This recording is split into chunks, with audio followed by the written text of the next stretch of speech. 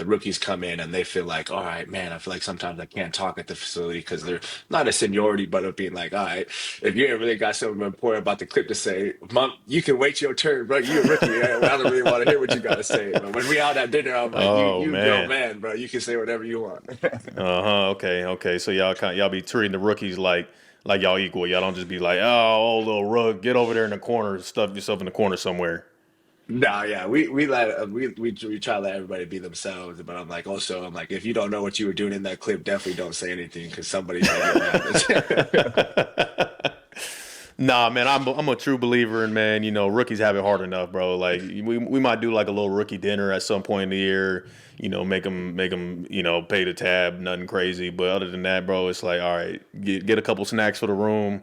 We ain't gonna make you do too much. We ain't trying to embarrass nobody. It's just, everybody's trying to make Yeah, it in this league, and it's hard enough as it is this job. So hey, why try to make it harder? So I'm trying to I set a new trend, but. I feel you on that. Actually, I like that. I'm like, luckily, I'm like, Coop didn't make me. I didn't have a rookie dinner, so I'm like, we got shoot now that Tay in our room when we had Coop before. I'm like, we got guys who've been paid, so I'm like, yeah, hey, dinner Mm-hmm. on you guys, right? Mm-hmm. Mm-hmm. That's crazy, man. You just mentioned Coop's name, and obviously you've been talking about Devante, and like, bro, you in such a unique position where you were able to play with going into your rookie year a triple crown winner, right, fresh off a Super Bowl and Cooper Cup, and then now a future Hall of Famer in Devante Adams. Like, what would you say the biggest takeaways that you've taken from both of those guys? And how has it been just being a teammate of Devontae's? And like obviously you guys are seeing a ton of success this year, like playing alongside one another, trying to perfect y'all handshakes or whatever y'all keep talking about. So what would you say like the biggest things that you've learned from both of those guys?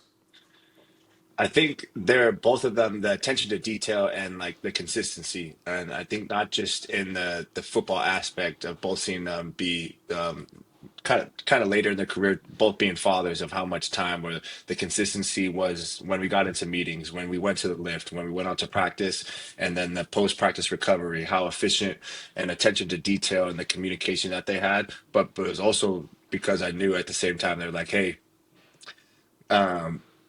My first son's getting off of school at this time and we have dinner at this time and they're going to bed at this time, so how much that consistency and what they were doing throughout the entire day bled into their things, or not their job, their normal everyday dad life, and like Yeah. so being like wow,